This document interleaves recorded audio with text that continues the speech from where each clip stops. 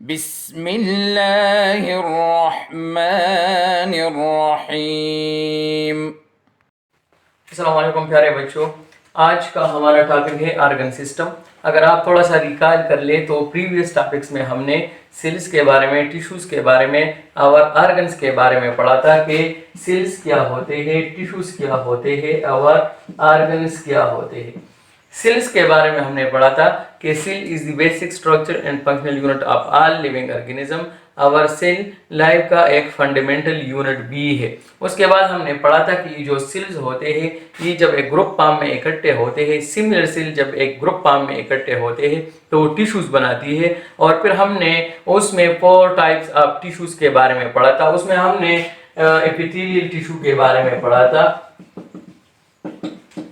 उसमें हमने nervous tissue के बारे में पढ़ा था, हमने उसमें कनेक्टिव टिश्यू के बारे में पढ़ा था और उसमें हमने मसल टिश्यू के बारे में पढ़ा था। फिर हमने मसल टिश्यूज में 3 टाइप ऑफ मसल्स के बारे में पढ़ा था कि उसमें कार्डियक मसल भी होते हैं, उसमें स्केलेटल मसल भी होते हैं और उसमें स्मूथ मसल भी होते हैं। फिर अगर आप थोड़ा सा रिकॉल कर ले तो उसके बाद हमने ऑर्गन्स के बारे में पढ़ा था कि ये जो टिश्यूज होते हैं ये जब एक ग्रुप फॉर्म में इकट्ठे होते हैं तो ये ऑर्गन्स बनाते हैं। क्या बनाते हैं? ऑर्गन्स बनाते हैं और उसका फिर एक खास काम होता है बॉडी में। अब हमारा आज का टॉपिक है ऑर्गन सिस्टम। 2 या 2 से ज्यादा ऑर्गन्स जब इकट्ठे होते हैं तो एक सिस्टम बनाते हैं जिसको हम क्या कहते हैं? ऑर्गन सिस्टम कहते हैं। क्या कहते हैं? ऑर्गन सिस्टम कहते हैं। देखें हमारे बॉडी को अगर हम देखें तो उसमें बहुत सारे सिस्टम मौजूद है। हमारी जो बॉडी है ये बहुत सारी सिस्टम से मिलकर बनी हुई है। आज हम पढ़ेंगे कि किस तरह ये ऑर्गन सिस्टम बना है। देखिए ये हमने प्रीवियस टॉपिक में पढ़ा था कि सेल क्या होता है। ये एक सेल है। Cell is the basic structure and functional unit of all living organism, जिसके बारे में हम ऑलरेडी पढ़ चुके हैं। तो बहुत सारे सेल्स या सिमिलर सेल्स जब एक ग्रुप फॉर्म में इकट्ठे होते हैं तो क्या बनाती है? टिश्यू बनाती है। क्या बनाती है? टिश्यू बनाती है। और फिर बहुत सारे टिश्यूज जब ग्रुप फॉर्म में इकट्ठे होते हैं तो आर्गन बनाते हैं। देखिए यहाँ पर मैंने बहुत सारे आर्गन बनाए हैं। ये स्टमक एक अलग आर्गन है, यहाँ पर पेनक्रियास एक अलग आर्गन है जो डाइजेशन में काम करती है, जिसके बारे में हमने पढ़ा था कि इसमें 3 टाइप ऑफ एंजाइम होते हैं। अच्छा अगर हम देखें तो यहाँ पर स्मॉल इंटेस्टाइन भी होता है और लार्ज इंटेस्टाइन भी है। देखिए ये अलग अलग आर्गन है। फिर ये जो अलग-अलग ऑर्गन्स होते हैं ये इकट्ठे होकर एक सिस्टम बनाती है। ऑर्गन सिस्टम क्या है? A group of organs work together as a system to perform one और मोर फंक्शन।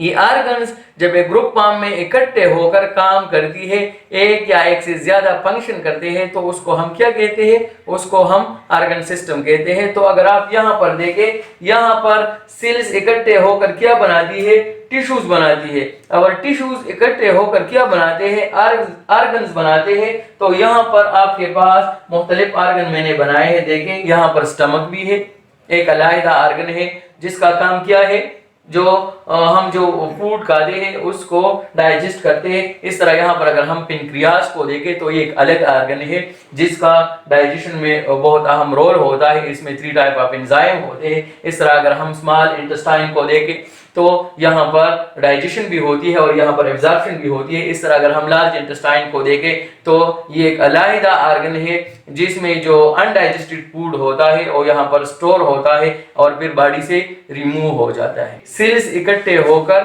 टिश्यूज बनाती है, टिश्यूज इकट्ठे होकर आर्गन बनाती है और आर्गन्स इकट्ठे होकर क्या बनाती है? एक सिस्टम बनाती है। देखिए यहाँ पर ये बहुत सारे आर्गन इकट्ठे हुए हैं, स्टमक, पेनक्रियास, स्मॉल इंटेस्टाइन और लार्ज इंटेस्टाइन। ये इकट्ठे होकर एक सिस्टम उसने बनाया है जिसको हम क्या कहते हैं? जिसको हम डाइजेस्टिव सिस्टम कहते हैं। देखिए इसमें ये हमारे पास क्या है? स्टमक है जो हमने ऑलरेडी यहाँ पर पढ़ा। इसमें हमारे पास क्या है? ये पेनक्रियास है, ये हमारे पास लार्ज इंटेस्टाइन है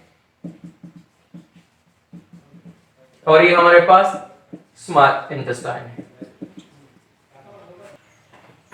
आज के लिए आपका होमवर्क ये है कि आपने डाइजेस्टिव सिस्टम का एक लेवल डायग्राम बनाना है एक पेज पर, और पेज के ऊपर अपना नाम लिखकर उसको फिर व्हाट्सएप के ग्रुप में शेयर करने हैं। Thank you. اللهم انفعنا بما علمتنا وعلمنا ما ينفعنا وزدنا علما.